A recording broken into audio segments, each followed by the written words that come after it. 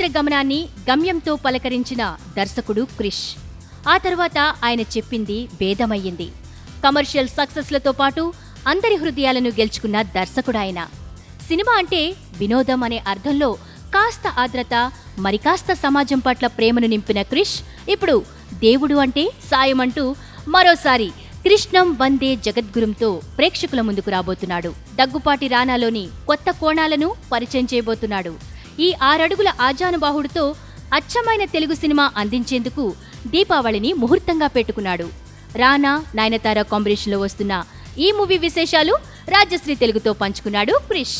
దేవుడంటే సాయమన్నారు, దైవత్వం యొక్క అసలు అర్థం చెప్పారు. సినిమా ఎలా ఉండబోతోంది? దేవుడంటే సాయం అనేది ఎంత అద్భుతంగా ఉందో అంత అద్భుతంగా ఈ సినిమా ఉండబోతుందండి. It's a very huge commercial entertainer. ఒక అడ్వెంచరస్ సినిమాని ఒక అందమైన కావ్యంలా తీర్చిదిద్దాం. At the same time Rana 6.5 అడుగుల విగ్రహాన్ని, అతని మాడ్యులేషన్ పవర్ని వాటిని యూజ్ చేసుకొని శ్రీరామరాజ్యం సినిమా తర్వాత రీఎంట్రీకి వస్తున్న నయనతార పర్ఫార్మెన్స్ అండ్ ఈ సినిమాలో తనే డబ్బింగ్ చెప్పుకోవడం అనేది చాలా హైలైట్స్ ఉన్నాయి ఈ సినిమాలో. And I'm eagerly waiting to see this film on screen. Rana character గురించి చెప్పండి. రానా నాకు చాలా కాలం నుంచి స్నేహితుడండి. మనకి అతను ఏ సినిమాలో పూర్తిగా వాడబడలేదు అని నా ప్రగాఢ నమ్మకం. దెన్ ఐ డిసైడెడ్ దట్ ఈ సినిమా రానాకి ఒక మైల్ స్టోన్ సినిమా అవుతుంది. ఒక చిరంజీవి గారి ఖైదీ అనేది ఒక సినిమాకి ఎలా నిలబడిందో రానాకి అదే విధంగా ఈ సినిమా నిలబడుతుందని నేను ప్రగాఢంగా నమ్ముతున్నాను. ద సేమ్ టైం రానాలో ఒక అద్భుతమైన డిక్టేషన్ పవర్ ఉందండి. ఒక అద్భుతమైన ఉచ్చారణ శక్తి ఉంది. అండ్ తెలుగు చదవగలడు, తెలుగు చక్కగా మాట్లాడగలడు అండ్ చెప్పింది తింటాడు first. So these are several things and is my friend. ఇద్దరం ఏ బెస్ట్ లేకుండా చేయొచ్చు.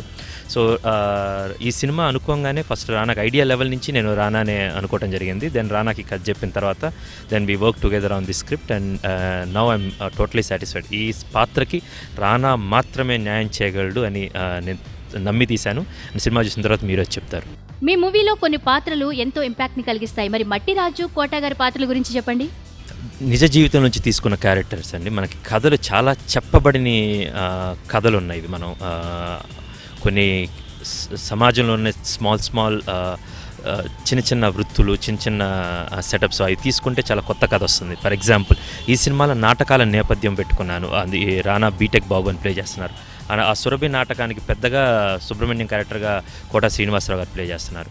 సో వీళ్ళ జీవనం, వీళ్ళ జీవనం ఇవన్నీ చాలా కొత్తగా ఉంటాయి స్క్రీన్ మీద. దాన్ని చాలా హానెస్ట్గా సెరీన్గా తీసామన్నమాట. ద సేమ్ టైం ఒక మైనింగ్ మాఫియా బ్యాక్గ్రౌండ్ తీసుకొని ఈ రెండింటిని మిక్స్ చేసారు, ఒక కొత్త కథ వచ్చింది. కానీ ఆ పరిసరాల్లో, ఆ ప్రాంతాల్లో ఉండే చిన్న చిన్న కథలు, చిన్న పాత్రలు తీసుకునేసరికి అవి కొత్తగా కనిపిస్తాయండి. సామాజిక స్పృహాన్ని కొత్త బ్యాక్గ్రౌండ్ అండి అది. నేను అది ఒక జీవితం నుంచి కథ తీసుకుంటాను కాబట్టి ఏది చూసినా స్పృహలాగా ఉంటుంది. అంటే ఒక శ్రీశ్రీ గారు ఎప్పుడు చెప్పారండి, మనకి ఏదైతే లేదో అది ఎక్కువ కనపడతా ఉంటుందండి. ఇది మన ప్రస్తుతానికి చాలా తగ్గింది, అది నేను చూపించేసరికి ఎక్కువ కనపడుతుంది. సమకాలీన రాజకీయాలు ఏమైనా టచ్ చేశారా? Absolutely not. I'm not a politician అండి అండ్ ఐ హేట్ పాలిటిక్స్. మీరు సినిమా చూసిన తర్వాత అర్థమవుతుందండి. అది ఇప్పుడు ఒక 5-6 సంవత్సరాల క్రితం రాసుకున్న కథ ఇది. దీపావళికి ప్లాన్ చేస్తున్నామండి. నవంబర్ నెలలో రిలీజ్కి ప్లాన్ చేస్తున్నాం. అండ్ సెన్సార్ కార్యక్రమాలు పూర్తవచ్చినాయి. పోస్ట్ ప్రొడక్షన్ కార్యక్రమాలు అన్నీ అవుతున్నాయి. సెన్సార్ కార్యక్రమాలు పూర్తవగానే రిలీజ్ డేట్ని ప్రకటిస్తామండి. మీ నెక్స్ట్ ప్రాజెక్ట్ ఏంటి? అశ్విని దత్ గారితో సినిమా చేస్తున్నానండి. అది డీటెయిల్స్ అన్ని త్వరలో చెప్తాను. Thank you so much. Thank you.